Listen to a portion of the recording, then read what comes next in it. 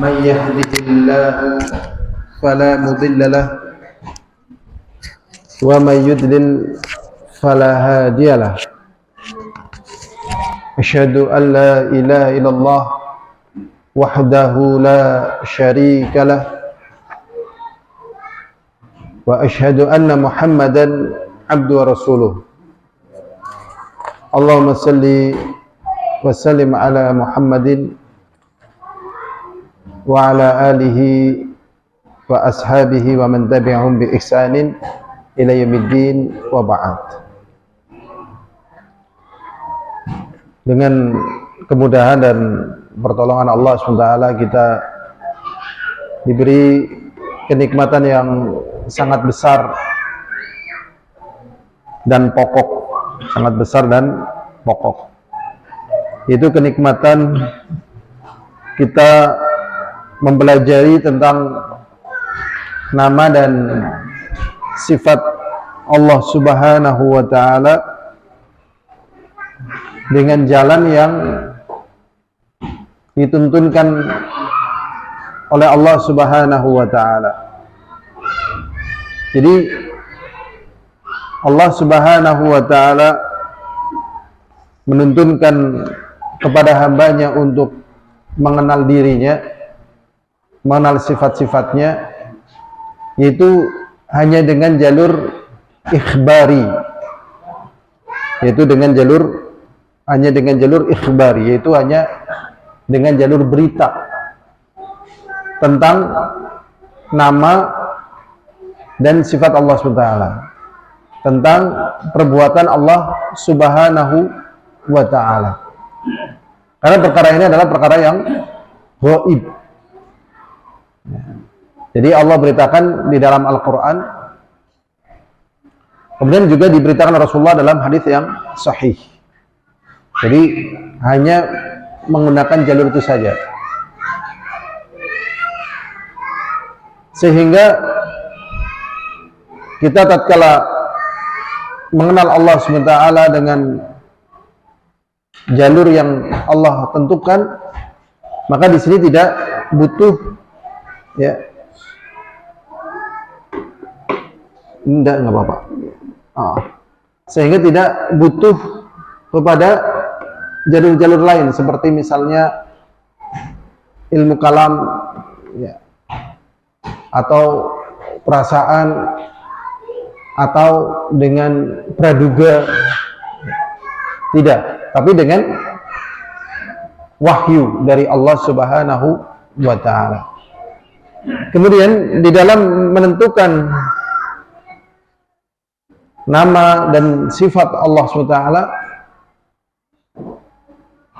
itu dengan tidak mentakhrif, merubah-rubahnya, baik makna ataupun lafadznya. Juga tidak mentakyif, membagaimanakan. Demikian juga tidak mentashbih, tidak menyerupakan dengan makhluk. Tidak pula dengan mentaktil, menolaknya. Jadi kita menetapkan dengan apa yang ditetapkan oleh Allah SWT, min ghairi takhrifin wala takyifin wala tamthilin wala ta'tilin. Min ghairi takhrifin wala takyifin wala tamthilin wala ta'tilin. Penjelasannya tadi sudah. Karena Allah SWT lebih tahu tentang sifatnya, ya, lebih tahu, sehingga kita tetapkan apa yang ditetapkan oleh Allah Subhanahu wa Ta'ala tanpa empat perkara tadi. Nah, kemudian manusia di dalam masalah ini, ya, itu untuk menetapkan nama dan sifat Allah SWT, yang satu karena khawatir, ya, sebabnya karena apa? Khawatir. Yang satu karena khawatir nanti akan menyerupakan Allah dengan makhluk, sehingga mereka menolak sifat-sifat Allah. Ya. Mereka tolak. Ya. Di antaranya nanti sifat-sifat itu akan kita bacakan yang ada di dalam Al-Quran. Jadi ditolak. Ya. Oh, nggak mungkin Allah begitu. Kalau Allah begitu berarti seperti makhluk, ditolak. Ya, padahal di situ ayatnya ada. Oh, nggak mungkin, masa nggak bisa? Kita kan harus mensucikan Allah. Allah berbeda dengan makhluk, gitu. Ditolak. Nah, ini jadilah mereka menjadi kelompok namanya Mu'attilah. Ya, kelompok Mu'attilah, yaitu orang-orang yang menolak sifat-sifat Allah SWT. Kemudian yang kedua, dari kelompok yang kedua ini, ya, tatkala membaca ayat atau hadis yang berkaitan dengan sifat Allah, ya mereka serupakan dengan makhluk. Tatkala membaca ini, ya seperti kita ini, begitu. Nah, akhirnya mereka terjatuh pada apa? Tashbih, menyerupakan sifat-sifat Allah dengan makhluknya. Ya, menyerupakan sifat-sifat Allah dengan makhluknya. Yang satu menolak, ya, dalam rangka mensucikan Allah, nggak mau menetapkan, padahal Allah tetapkan. Yang kedua menetapkan tapi diserupakan dengan makhluk, gitu. Tashbih. Nah, makanya Ahlussunnah wal Jamaah mengatakan innal mu'attilah ya'buduna adama. Sesungguhnya mu'attilah, orang-orang yang tidak mau menetapkan sifat-sifat Allah sebagaimana yang Allah tetapkan di dalam Al-Quran atau ditetapkan Rasulullah dalam Al-Hadith, mereka disebut dengan ya'buduna adama. Mereka menyembah sesuatu yang tidak ada. Menyembah sesuatu yang tidak ada. Karena sesuatu yang ada pasti memiliki sifat. Pasti sesuatu yang ada pasti memiliki sifat. Pasti. Tetapi sesuatu yang tidak ada ya memang karena tidak ada sifatnya. Karena tidak ada sifatnya memang sesuatu itu tidak ada. Sehingga tatkala mereka menolak sifat-sifat Allah, sama saja mereka menyembah sesuatu yang tidak ada. Dan ini sebenarnya merupakan kekufuran. Ya. Kemudian yang kedua, ya, wa innal musyabbihah, dan sesungguhnya musyabbihah itu, ya, yang menyerupakan ini sifat Allah di atas bumi, ya seperti kita makhluk. Nah, diserupakan dengan makhluk. Innal musyabbiha ya'buduna sonama. Sesungguhnya mereka menyembah patung. Menyembah apa? Patung. Jadi diserupakan. Ya. Masya Allah, dalam masalah seperti ini bukan masalah sepele, ya. Kelihatannya kalau dalam taklim sederhana. Tapi kalau sudah masuk, waliyadzubillah, ya, kita jangan masuk ke situ. Masuk dunia debat, ya. Dunia debat ahlul kalam. Itu mengerikan, ya. Mengerikan sekali. Kalau yang nggak kuat jangan masuk situ. Ya. Apa ada di antara Ahlussunnah yang masuk ke dalam, ya, pembantahan terhadap ahlul kalam? Ada. Nah, nanti pada kitab-kitab yang level lebih tinggi itu di situ membantah level yang lebih tinggi, karena nanti ya itu karena pembahasannya itu sangat jelimet, ya, sangat jelimet, mau nggak mau harus dibantah, dibersihkan. Sebenarnya jelimetnya bukan dari sisi Allah, dari sisi manusianya itu loh. Nah, karena mereka pakai ilmu-ilmu yang sudah ribuan tahun sebelum, ya, datangnya Islam, ilmu kalam, ya, dimasukkan di situ dan banyak yang terpengaruh, akhirnya dibersihkan. Ya, tapi pada level kitab yang lainnya. Ya, tetapi secara kaidah sebagaimana tadi disebutkan. Ya. Berikutnya hadirin azani wa azakumullah, kita masuk kepada berita dari Allah SWT, penetapan sifat nafas bagi Allah. Ya, nafas. Jadi Allah Subhanahu wa taala memiliki apa? Nafas. Nafsun. Nafsun berarti artinya apa, ya? Jiwa, ya. Apa? Nafas, jiwa. Dalilnya adalah firman Allah Subhanahu wa taala, ya. Dalilnya adalah firman Allah Subhanahu wa taala, ta'lamu ma fi nafsi wa la a'lamu ma fi nafsik. Ini kisahnya tentang permintaan tanggung jawab Allah kepada Nabi Isa. Jadi Allah Subhanahu wa taala mengatakan, "Wahai Isa, apakah kamu yang mengatakan agar mereka menyembah kepadamu dan kepada ibumu?" Begitu. Ya kan? Nabi Isa disembah. Ilmu-ilmu kayak gini kelihatannya sederhana tapi paling penting ya. Masuk rukun yang pertama dalam Islam. Tapi paling jarang disentuh ya. Karena sulit gitu. Sudah ya, karena sulit. Tapi paling penting ini. Jadi waktu itu Nabi Isa ditanya oleh Allah SWT, "Wahai Isa, apakah kamu yang memerintahkan kepada manusia untuk menyembah kamu dan kepada ibumu?" Begitu. Kemudian Nabi Isa menjawab, "Subhanaka ya Allah, Maha suci Engkau ya Allah. Mana mungkin aku memerintahkan perkara yang aku tidak ada hak di situ." Gitu. Nah kemudian Nabi Isa mengatakan, "Ta'lamu ma fi nafsi," Engkau ya Allah tahu apa yang ada pada diriku. Berarti nafas artinya apa? Diri. Wala a'lamu ma fi nafsik, sedangkan aku tidak tahu apa yang ada pada dirimu. Berarti dalam masalah ini penetapan diri bagi Allah. Sudah ya? Tapi pakai kaidah, jangan ditolak karena Allah menetapkan dalam Al-Qur'an, tapi jangan ditashbih dengan makhluk. Jangan diserupakan dengan makhluk karena pasti berbeda. Ya, tetapi Allah punya nafas, punya diri sesuai dengan keagungan dan kemuliaan Allah. Ya. Nah, dalil-dalil yang lain yang menyatakan Allah Subhanahu wa taala juga mengatakan di dalam surat Al-An'am, "Kataba rabbukum ala nafsihi rahmah." Ini Masya Allah, sebenarnya dalil Ahlussunnah wal Jamaah itu kuat sekali gitu. Makanya Ahlussunnah wal Jamaah itu jangan mau digoyang keluar dari Al-Quran gitu. Kalau keluar dari Al-Quran, wah itu sudah dibantai di situ tuh. Ya. Walaupun di sana Ibnu Taimiyah membantah Ahlul Kalam dengan bantahan-bantahan yang luar biasa. Ya, kalau Syekh Muhammad bin Shalih Utsaimin menasihati, kalau nggak mampu ya belajarnya cuman sampai akidah Tohawiyah. Ya, syarahnya Ibnu Abil Izzi segini, kitabnya segini. Ya. Ada buku lagi di atasnya namanya Tadmuriyah.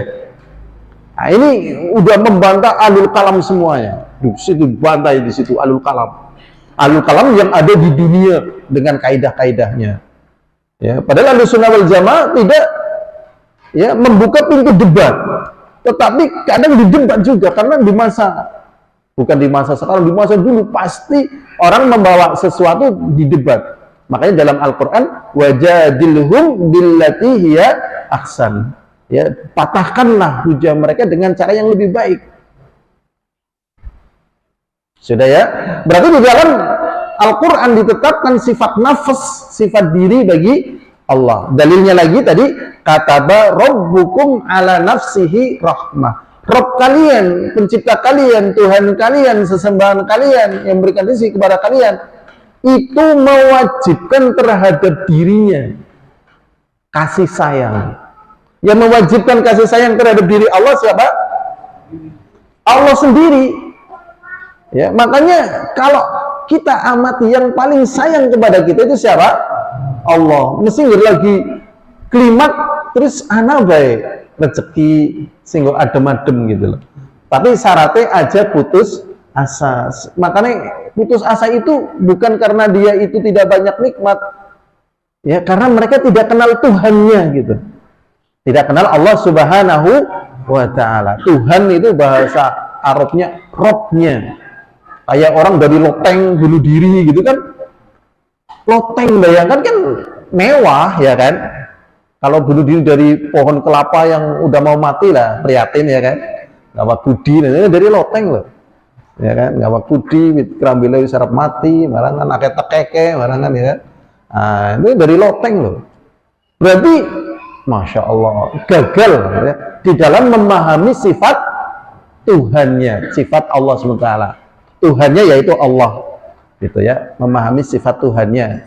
Tuhannya yaitu Allah. Karena Allah SWT mewajibkan atas dirinya rahmah. Kalau bukan karena rahmat Allah SWT, mungkin keadaannya tidak seperti ini. Mungkin kita sudah mati juga. Ya, karena dengan rahmat Allah Subhanahu wa Ta'ala itu Fir'aun ya kan digaya ya kan. Kalau kedigayaan Fir'aun dijorkan baik, kira-kira apa yang terjadi? Ya cures kabeh kan, TKO nang Allah mati gitu loh. Namrud, Korun, Abu Jahal, Abu Lahab, itu Allah sendiri yang menghancurkan gitu. Dan itu dengan kehendak Allah Subhanahu wa Ta'ala, sehingga kehidupan masih berjalan sampai detik ini. Ya, kehidupan berjalan sampai detik ini. Itu rahmah. Jadi Allah mewajibkan atas dirinya sendiri memiliki sifat kasih sayang. Berarti di sini adanya penetapan sifat nafas, sifat diri bagi Allah Subhanahu wa Ta'ala. Berikutnya,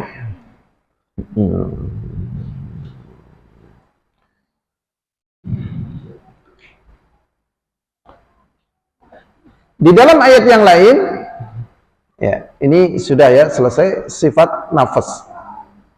Yang kedua, di dalam ayat yang lain Allah Subhanahu wa Ta'ala menetapkan sifat datang. Ya, menetapkan sifat apa? Datang. Masa Allah datang, nah, ya. Desi kepriwe, ya. Nah itu akhirnya kadang orang menolak. Nah yang satunya lagi, ya Allah datang, nyatanya di dalam Al-Quran datang kok. Nah datangnya gimana? Ya datangnya seperti kita. Nah, ini menyerupakan dengan makhluk. Jadi ada yang menolak, ada yang menyerupakan dengan apa? Makhluk. Nauzubillah min dzalik. Ya. Allah SWT berfirman, wa jaa rabbuka, dan datang Rabbmu. Jadi tatkala Allah Subhanahu wa Ta'ala mengatakan dan datang Rabbmu, udah katakan aja dan datang Rabbmu. Karena orang kadang mengatakan, oh maksudnya itu bukan Rabbmu tapi pahala Rabbmu gitu. Diplesetkan gitu. Ya, padahal kan Allah mengatakan jaa artinya datang. Kok jadi thawab, pahala, datang pahala Rabbmu. Atau maksudnya datang pertolongan Rabbmu, wajah Rabbuka, dan datang pertolongan Rabbmu. Lah, pertolongan itu bahasa Arabnya nasr gitu. Kan di sini ngerubah, yang berhak ngerubah tentang hal yang bertalian dengan zat pencipta itu ya tidak ada kecuali Allah sendiri gitu loh. Ya kan? Wong manusia ditakwilkan kepada makna yang manusia itu ya nggak ridho, itu kena pasal hukum dalam hukum manusia, masa pada Allah kemudian bebas? Tidak mungkin. Ya sudah, apa yang ditetapkan oleh Allah ditetapkan. Wa jaa rabbuka maknanya adalah dan datang Rabbmu. Ini termasuk sifat apa? Fi'liyah, sifat ya perbuatan bagi Allah Subhanahu wa Ta'ala.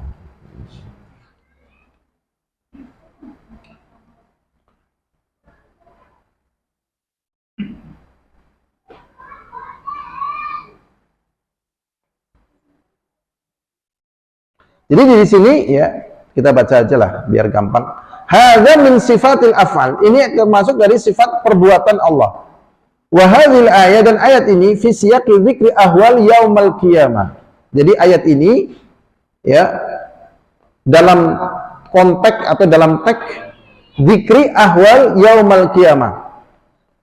Ya, dalam penyebutan kengerian pada hari kiamat, tentang ayat tersebut. Fi suratul Fajr. Di dalam surat Fajr. Allah Ta'ala, Allah SWT mengatakan, kalla, sekali-kali tidak. Kalimatun rad'in wa zajr. Ini adalah kalimat ya zajr, yaitu cercaan. Kalla idza dukatil ardu dakkan dakka, dan apabila ya bumi itu berguncang dengan berguncang yang sangat dahsyat.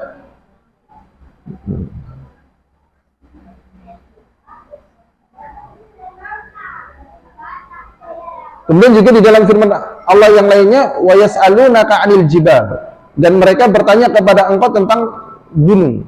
Faqul yansifuha rabbi nafsa.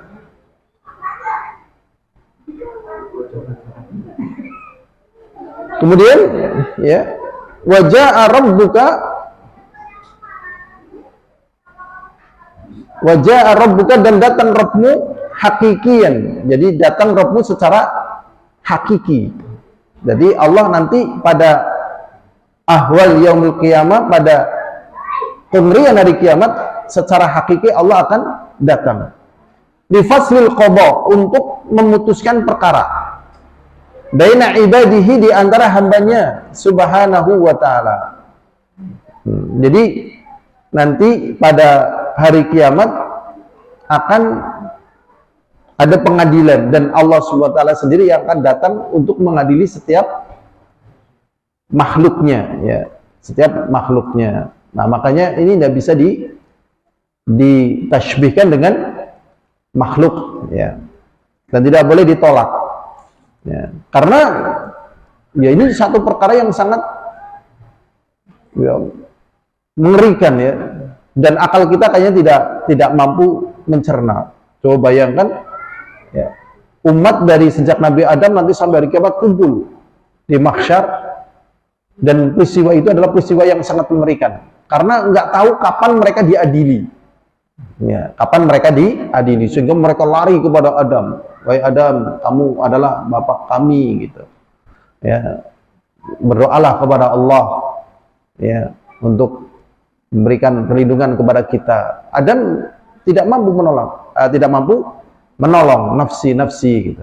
Kemudian akhirnya pergi ke Nuh, kemudian ke Musa, terus sampai ke Nabi kita Muhammad sallallahu alaihi wasallam. Entah berapa lama pengerian, ya, pada peristiwa faslul qada, sampai pada waktu yang Allah tentukan, Allah sendiri lebih tahu. Kemudian Allah datang kepada mereka, kemudian Allah mengadili setiap makhluknya dengan datang secara hakiki.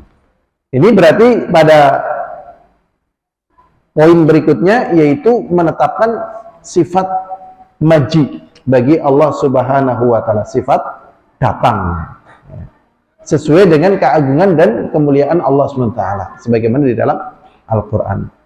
Berikutnya, hadirin azani wa azakumullah,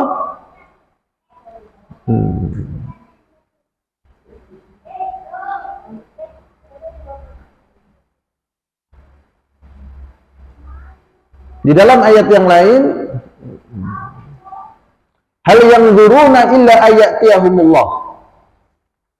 Di dalam surat Al-Baqarah, Allah SWT mengatakan, surat 210, hal yanzuruna, bukankah mereka itu menanti, ya.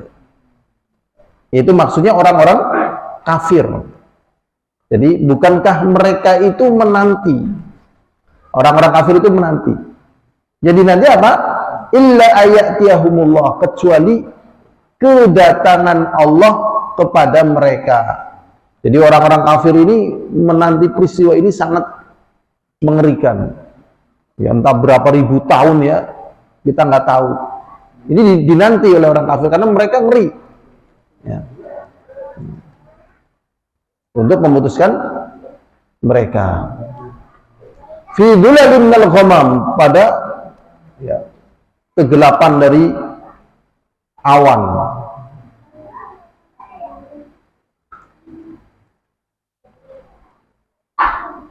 Wal malaikatu, dan juga di sini disebutkan wal malaikatu ta'til malaika ma'a maji'ihi subhanahu wa ta'ala. Ternyata di sini dijelaskan, ini Syekh Fauzan,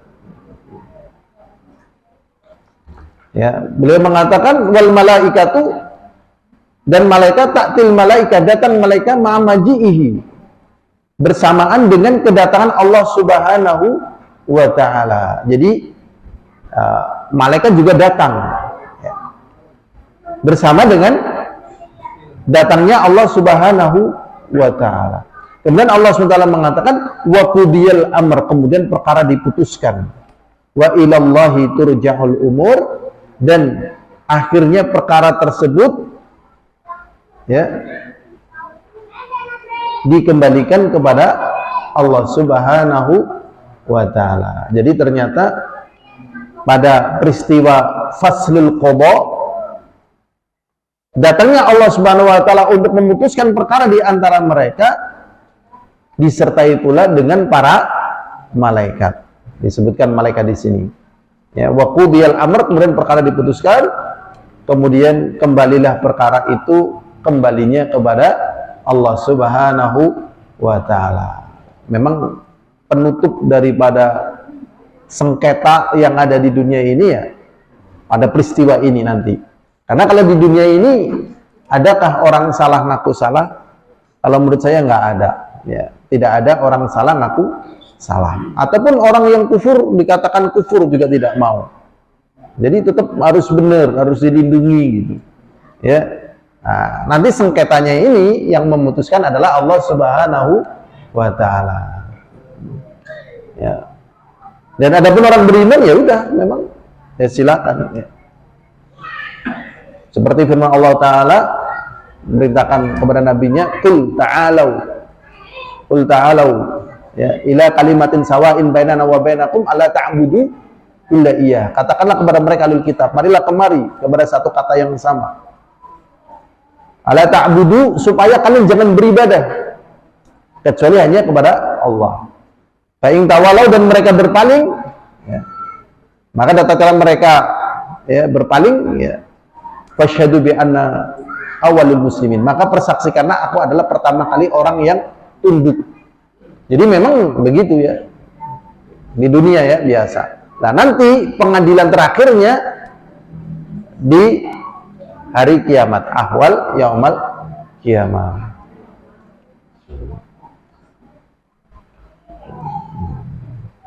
Kita baca lagi, ya'ti li fasl qada subhanahu wa ta'ala.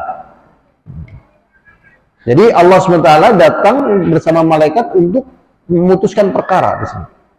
Wa dzalika anna an-nas yaqifuna mawqifan tawila. Dan manusia menunggu peristiwa peradilan tersebut itu ya dalam waktu yang lama.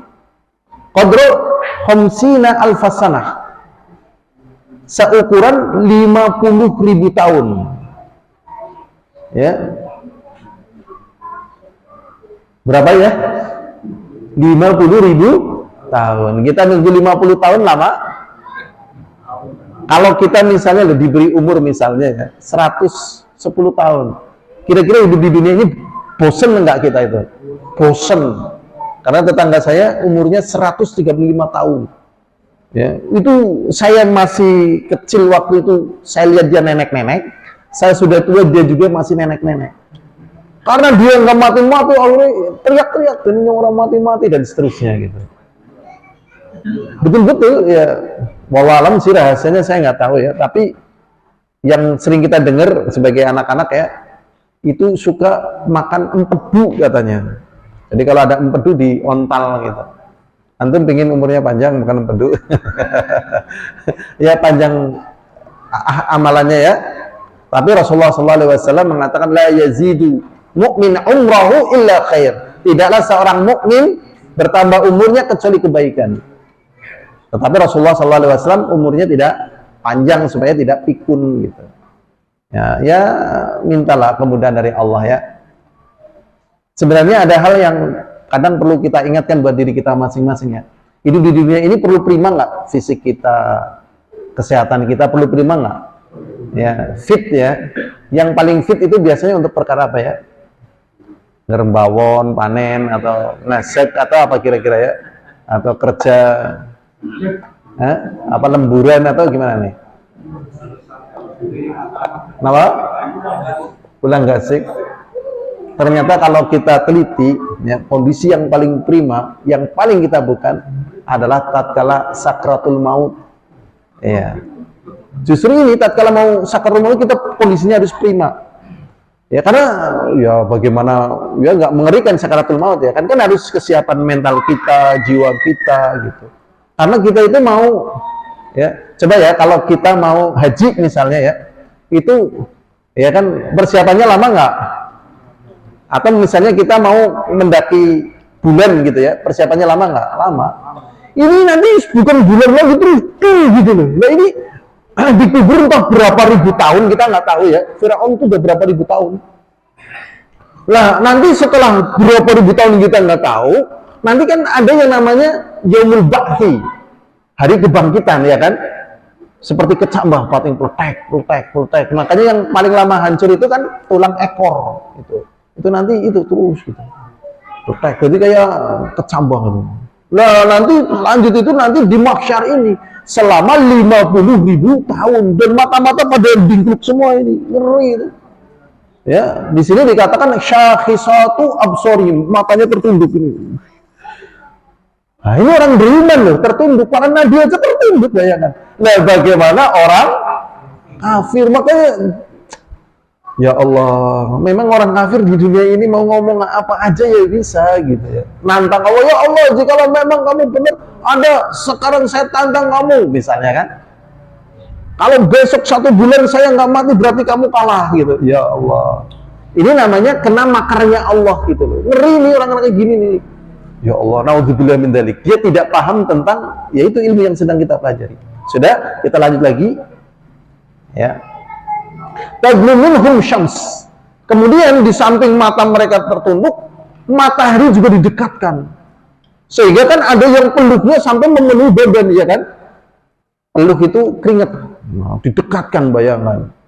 Wah, sekarang kalau matahari didekatkan sampai berapa ribu kilometer cahaya dengan bumi, kita mungkin wah kelonjotan ya. Wah, kadang kalau musim panas saja, waduh panas sumuk gitu ya. Dan di kampung-kampung di negeri kita, ini sebenarnya tetap hukumnya sama ya. Nenek-nenek itu sering nggak membuka baju, nenek-nenek ya kan. Boleh apa nggak boleh membuka baju, tinggal pakai BH-nya doang gitu, boleh apa tidak? Tetap haram. Sumuk gitu, neraka lebih panas. Neraka lebih apa? Panas. Allah wis tua ini gitu ya. Ih, ya Allah, ini ada-ada aja nih ya Allah. Nih jajal nih kalau ya misalnya kita nyalakan lilin, kita bakar tangannya, ya kan? Ya panas. Wis biasa nih. Ya, tua orang papan ini. Nah, begitu. Jadi nggak bisa tetap. Ya. Kalau sumuk ya di rumah lah, ya, pasang begitu. Jadi matahari didekatkan tadi ya. Wa yuljimuhum al-araq, dan mereka dibelenggu dengan keringat. Ba'duhum yuljimuhul araq. Dan sebagian mereka juga ya dibelenggu, wa ba'duhum dunal iljam. Ya, dan sebagian mereka tidak dibelenggu dengan keringat. Jadi ada yang dibelenggu dengan keringat, ada juga tidak. Hasbu a'malihim, sesuai amalan mereka. Fa idza dhalla 'alaihimul wuquf talabu may yashfa' lahum ila rabbihim. Karena saking lamanya, akhirnya mereka mencari siapakah yang mampu menolong mereka. Ya. Mampu menolong mereka, jadi lari ya, mencari ya pembela. Yufassila bainahum, untuk urusan perkara yang mereka. Wa yudafil anbiya asy-syafa'a ila an ta'tiya ila Muhammad sallallahu alaihi wasallam. Dan ternyata semuanya tidak ada yang mampu. Ternyata hanya akhirnya kepada Nabi kita Muhammad sallallahu alaihi wasallam. Fayakhuru sajidan baina yaday rabbih, dan Nabi kita tersungkur sujud di hadapan Allah. Wa yas'alullaha yufassila baina ibadihi, dan Nabi kita memohon kepada Allah untuk ya memutuskan perkara di antara hambanya. Ini ngeri sekali ya, makanya orang ya, walaupun kita tetap tidak ingin dizalimi ya, tapi ya orang kalau milih berbuat zalim atau dizalimi, lebih milih dizalimi, ya apa tidak? Karena kalau buat zalim itu artinya dia utang. Kalau dia dizalimi maknanya apa? Celengan itu. Itu nanti akan terjadi seperti ini. Tapi kadang orang dizalimi sedikit rasanya berat banget, ya apa tidak? Orang bisa berbuat zalim sedikit saja rasanya kuat gitu. Ini nanti akan diadili oleh Allah SWT. Na'udzubillah min dzalik. Fayati subhanahu wa ta'ala li fasli bainahum. Kemudian di saat itulah datang Allah SWT untuk memutuskan ya peradilan di antara mereka. Ya makanya di dalam surat At-Tin, alaihissallah bi ahkamil hakimin. Kalau di pengadilan manusia ya Allah, yang salah bisa betul-betul lolos. Di pengadilan manusia, ya apa tidak? Betul-betul itu. Saya tahu sih orang-orang yang salah lolos. Ya, tidak dijerat hukum. Naudzubillah min dzalik. Naudzubillah min dzalik. Tapi nanti di akhirat nggak bisa lolos. Selesai tentang sifat datang bagi Allah, maji, ya, di dalam ayat Al-Quran. Jadi Allah nanti akan datang. Ini pada peristiwa faslul qadha, ya, pemutusan perkara di antara manusia. Berikutnya, sifat berikutnya adalah ridho. Sifat berikutnya adalah apa? Ridho. Ridho bahasa kitanya apa? Rela, ya, ridho.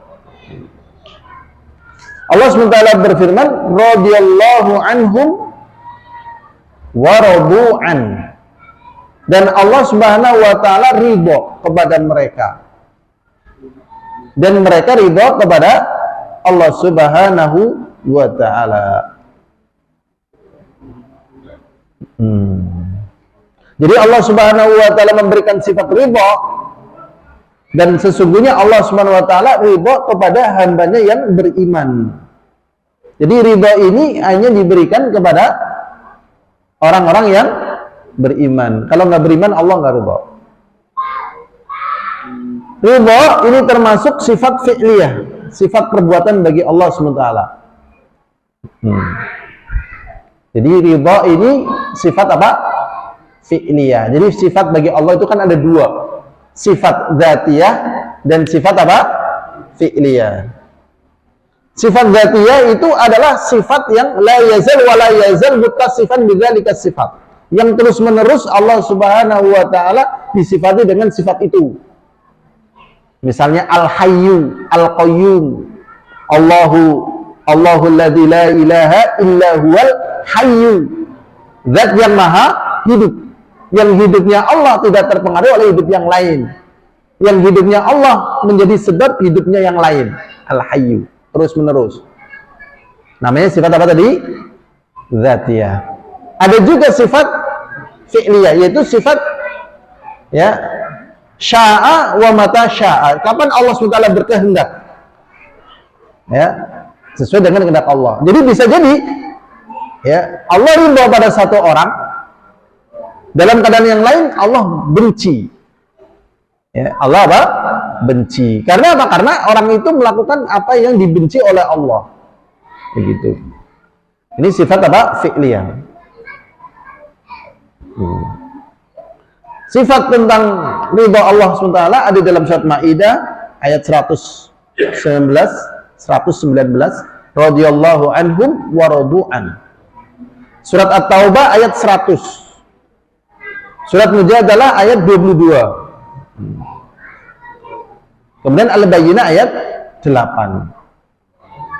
Jadi ini merupakan penetapan sifat ridha bagi Allah sesuai dengan keagungan dan kemuliaan Allah Subhanahu wa taala.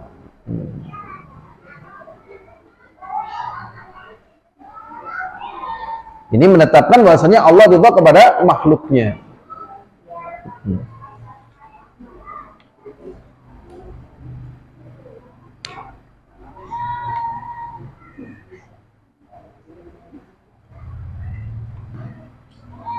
Jadi ridhonya Allah khusus untuk Allah, sesuai dengan keagungan dan kemuliaan Allah SWT. Dan ridhonya makhluk juga khusus untuk ridhonya apa? Makhluk, sesuai dengan keadaannya.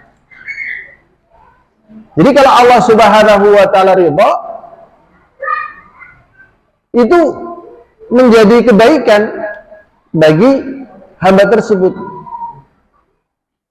Seperti misalnya Allah ridho kepada para sahabat yang ikut perang Badar. Allah mengatakan i'malu ma syi'tum faqad ghafartu lakum. Sesungguhnya, ya, i'malu ma syi'tum, kerjakanlah apa yang kalian kehendaki, qad ghafartu lakum, aku telah ampuni kalian. Allah ridho kepada mereka. Walaupun di sini tidak disebutkan ayat tentang ridho. Tetapi tatkala Allah SWT ridho pada mereka dan mereka dibebaskan untuk berbuat apa saja, apa yang terjadi? Mereka justru adalah orang-orang yang sangat taubatnya kepada Allah Subhanahu wa taala. Berbeda dengan ridho yang ada pada manusia. Kalau manusia ridho, kadang sebab ridhonya manusia ini menjadi sebab kejelekan. Baiklah hadirin azani wa azakumullah, kita lanjut kepada sifat cinta. Jadi ridha dengan cinta itu berbeda. Jadi Allah Subhanahu wa taala memiliki sifat apa? Ridha. Berarti ini sifat yang keberapa bagi Allah yang kita pelajari kemarin ya, Allah membentangkan tangannya ya. Pertama pas kemarin ya, yaitu menetapkan sifat wajah bagi Allah. Wa yabqa wajhu rabbika dzul jalali wal ikram. Kemudian sifat tangan. Bal yadahu mabsutatan, bahkan kedua tangan Allah itu terbuka. Al-Maidah ayat 64. Kemudian yang ketiga tentang sifat nafas diri bagi Allah.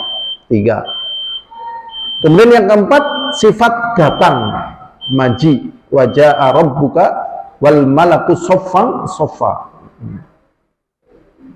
Kemudian juga yang kelima berarti sifat ridha. Berarti sekarang kita sifat apa? Yang keenam berarti sifat mahabbah, cinta. Jadi kita menetapkan sifat bagi Allah dengan apa yang Allah tetapkan dalam Al-Quran. Jadi kalau kita menjumpai, oh ini tentang sifatnya, maka ditetapkan di situ.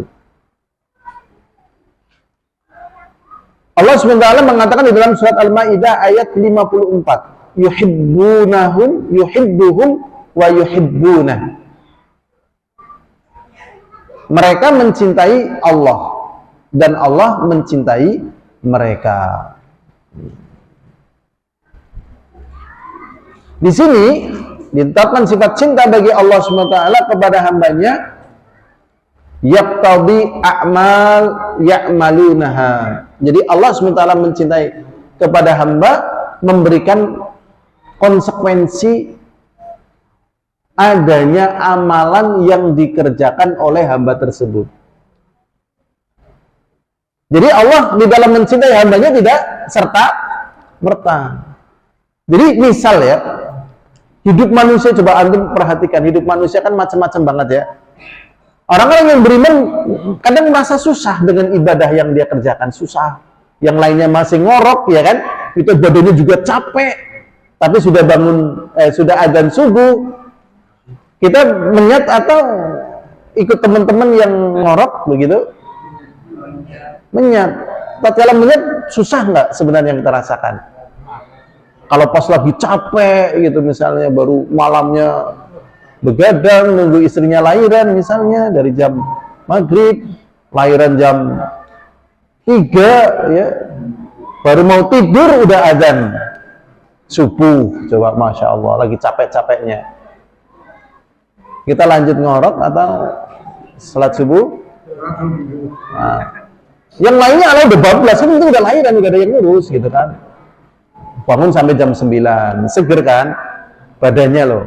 Orang-orang beriman kan kadang kerjanya loyo karena malamnya begadang berdoa. Lah orang-orang yang kafir kalau kerja kuat-kuat karena tidurnya full, bangun jam 7 misalnya atau setengah 7, mandi, makan, berangkat. Ini subuh dan sebagainya, tenaganya kan sudah terkuras. Nah, tetapi di sini ada hal, yaitu apa? Mendatangkan cinta. Mendatangkan apa? Cinta. Jadi kita bukannya nggak berat, bukannya nggak capek, tapi kan dalam rangka mencari apa? Cinta. Kayak ngaji ini kadang juga capek kan? Ngaji ini orang rampung-rampung deneng ya. Kalau sambil turu kepriwe orang turu mantuk. Ya sama sebenarnya, kadang yang ngaji sama yang mari ngaji sama. Cuman ya Allah, ini kesempatan kita kan sebentar, nggak nyampe 100 tahun lah insya Allah. Nah nanti di kuburan itu berapa tahun? Di mahsyar tadi 50.000 tahun ya kan? Berarti kan sebentar ya kan? Mau gampang lah. Kesempatan istirahat bersenang rumah ya kan? Segi bertahan.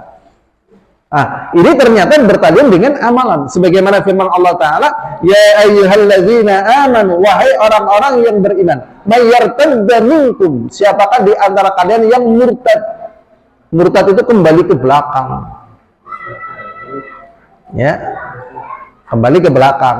Maju abot sih, daripada abot mending mundur ya kan. Kenapa orang milih kafir? Ya, penak, ya kan? Ibadah mau ngeri tepuk-tepuk, ya kan? Terus paling sepekan sekali, terus surga, gitu kan? Beli dandan dan sebagainya. Jadi orang beriman kan objek loh, subuh, objek itu dari wudhu, ya kan? Subuh, mandi janabah, ya apa tidak? Iya kan? Masya Allah. Jadi, ya orang milih yang ngepena. Tapi Allah SWT mengatakan, barang wahai orang-orang yang beriman, siapakah di antara kalian yang mundur ke belakang murtad andinihi dari agamanya, fasawfa ya'ti Allah biqaumin, sama Allah malah diganti dengan satu kaum yuhibbuhum wa yuhibbuna, yang mereka mencintai Allah dan Allah mencintai mereka. Allah mencintai mereka dan mereka mencintai Allah. Adillatin 'alal mu'minin, mereka sifatnya adalah adillah kepada kaum mukminin, lemah lembut, rendah ya. Karena memang zahirnya kalau memang orang beriman betul beriman secara umum melasih lah. Orang beriman itu zahirnya apa? Melasih. Coba antum perhatikan, orang beriman itu senengnya kapan ya kan? Kepengen ngaso kalau boleh nggak misalnya? Nggak boleh kan? Ya kan? Mumet lah, tulanan ceki misalnya kan? Kan nggak boleh, banyak yang nggak boleh. Ya Allah, daging sapi udah pernah, kambing udah pernah, ayam nggak pernah, ini ada anjing, coba bayangkan. Masa nggak dicicipin gitu kan? Gizi, ya kan? Kira-kira disembelih aja atau enggak? Ya kan, ya Allah, kan banyak hal-hal yang nggak boleh. Masya Allah. Makanya lemah lembut kepada kaum mukminin. Aizzatin 'alal kafirin, dan keras kepada orang-orang kafir. Secantik-cantiknya orang kafir, seganteng-gantengnya orang kafir, ya kan orang kafir rata-rata kan performen ya, elegan performen gitu kan, mobilnya dilarang-larang ya kan. Namun beriman kan mobilnya wis murah, mogokan maning ya kan. Beriman mogokan. Ngangkut ya qadarullah bane melentung. Saya kemarin ke Jogja ya, dan betul-betul bannya itu melentung. Cuman alhamdulillah sampai pulang nggak nyetor gitu. Tapi sampai rumah tak copot sama saya. Ya Allah ya Rabbi, melentung dan sudah copot itu kabel-kabelnya. Alhamdulillah nggak nyetor gitu. Doa terus ya, masya Allah. Nah, orang kafir tadi performa dan sebagainya, ganteng, minyak wanginya mantap gitu ya. Ternyata dia menyembunyikan najis di dalam dirinya, yaitu apa? Kekufuran, ya kan? Jadi mereka nggak mau tunduk kepada Allah Subhanahu wa Ta'ala. Kalau terhadap manusia begitunya, tapi kepada Allah mereka nggak mau. Nah ini salah kan? Yang memberikan semuanya manusia atau Allah? Coba. Kenapa mereka bisa baik kepada manusia sehingga manusia tertarik, ngomong, menarik, semuanya menarik? Kepada Allah nggak mau. Nah di sini orang beriman ya ditentukan untuk apa? Aizzah 'alal kafirin. Ya. Mulia di hadapan orang kafir. Yujahiduna fi sabilillah, dan mereka berjuang di jalan Allah, wala yakhafuna laumata laim, dan tidak takut celaan orang yang mencela. Ini tentang masalah cinta. Sifat bagi Allah SWT. Kita sedikit lagi insyaallah lah. 5 menit lagi insyaallah. Bihadil a'mal istahaqqu mahabbatullah lahum. Dengan amalan ini sehingga mereka berhak mendapatkan cinta dari Allah Subhanahu wa Ta'ala dan perlindungan kepada kaum mukminin, dan juga permusuhan kepada orang kafir. Kayaknya ini saja ya, karena sudah ada adzan. Sebelum kita tutup mungkin ada pertanyaan. Afdal. Jadi pernah melihat di YouTube tentang memberi isyarat untuk makmum yang masbuk, dan di situ dicontoh kita harus takbiratul ihram dulu baru menepuk. Nah, kejadian yang umumnya terjadi kan baru menepuk dulu baru Allahu Akbar, itu yang ini gimana? Sebenarnya begini, ini permasalahan fikih ya. Tetapi Rasulullah SAW mengatakan innas salata la syughla. Sesungguhnya sholat itu sangat sibuk. Sibuk itu lagi fokus, lagi hubungan kuat dengan Allah kan. Syughla ini sibuk di sini.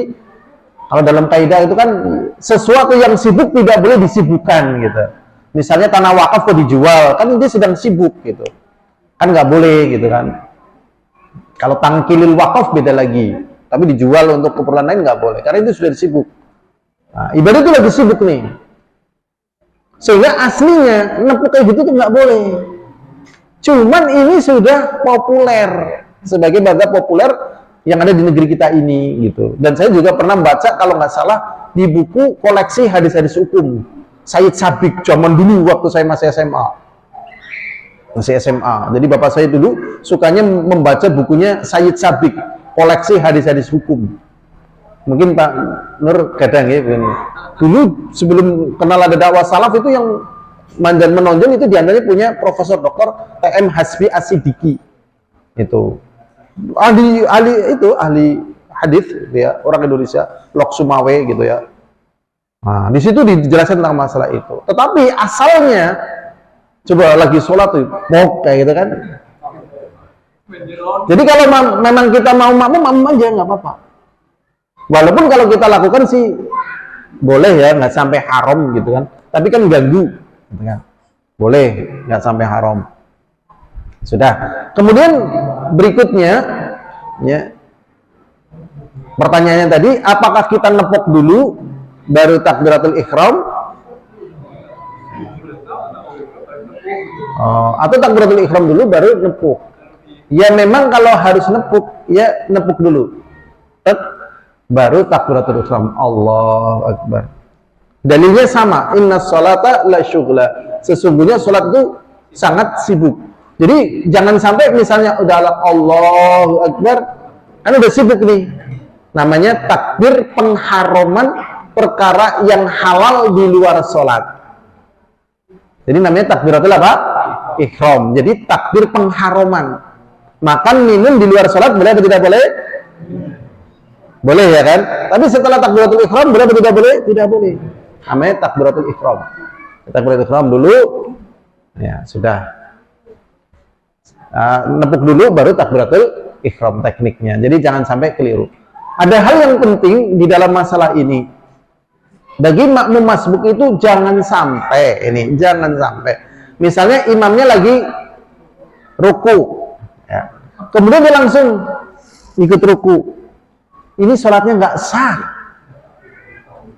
Hati-hati loh, sholatnya nggak sah loh. Jadi ruku terus langsung ruku, nggak sah. Harusnya bagaimana? Takbiratul ihram dulu, Allahu Akbar, sudah. Baru Allahu Akbar ruku gitu. Hati-hati banget loh. Ya Allah, ilmu sepele tapi nek orang ngerti, orang ditambah sholatnya. Allah, belum sholat ya, alhamdulillah. Ya ngono lah. Bodoh-bodoh aku lah. Resiko tanggung sendiri gitu kan. Ya kan? Sholat seminggu pisan ya, alhamdulillah gitu. Ya, sing ngono lah sarana kanggone dalil ya kan. Sudah, ada lagi ini yang berbahaya sekali di dalam sholat. Itu berdasarkan hadis Rasulullah SAW, umirtu an asjuda ala sab'ati a'dhumin. Aku diperintahkan oleh Allah SWT untuk sujud pada 7 organ anggota sujud. Nah, di antara organ anggota sujud itu hidung ini, yang sering jengat itu hidungnya nggak nempel. Jadi amin perhatikan, kita semua perhatikan kalau sujud jangan sampai irung ini orang nempel. Dulu kan sujud irung ini. Irung gue setitik. Waduh, setitik. Agamanya baik apa nih? Agamanya ini. Sekarang yang lebih sulit itu bukan masalah pesek. Kalau mancung loh. Pesek kan malah gampang, rata. Dan muka Indonesia itu kan mukanya rata. Apa iya? Kita besok lah kalau umroh atau haji, perhatikan muka-muka selain kita gitu. Kita itu mukanya rata dan hidungnya pesek. Tapi karena kita tinggal bersama orang-orang yang pesek aja ya alhamdulillah gitu. Jadi ketahuan peseknya kita kalau bersama orang-orang yang hidungnya mancung gitu. Nah, dan orang yang mancung biasanya makanannya roti.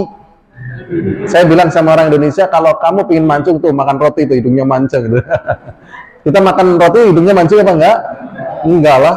Ditariki biar mancung enggak? Enggak lah, wong itu memang dari sononya. Sudah. Jadi jangan sampai ya hidungnya nggak nempel ya.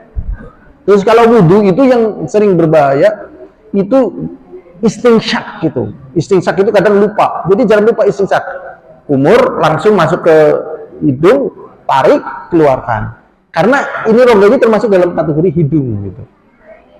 Sebatas yang saya ingat begitu. Ada lagi pertanyaan yang lain? Bagaimana hukumnya wanita pada samping itu secara hukum gimana? Ya kalau zahirnya sih sholatnya sah, tapi menyelisihi sunnah gitu. Karena seutama-utama soft bagi laki-laki adalah yang paling depan, seutama-utama soft bagi perempuan adalah paling belakang. Jadi yang banget paling kasik adalah di belakang. Ya, nanti yang telat depan begitu. Jadi perempuan paling utama di belakang gitu. Iya, bagiannya sholatnya sah karena di situ tidak ada unsur pembatal sholat yang dilakukan, tapi di situ teknik sholat berjamaahnya yang tidak sesuai dengan tuntunan begitu. Ini saja, semoga bermanfaat. Wallahu a'lam bishawab. Walhamdulillahirabbil alamin. Assalamualaikum warahmatullahi wabarakatuh.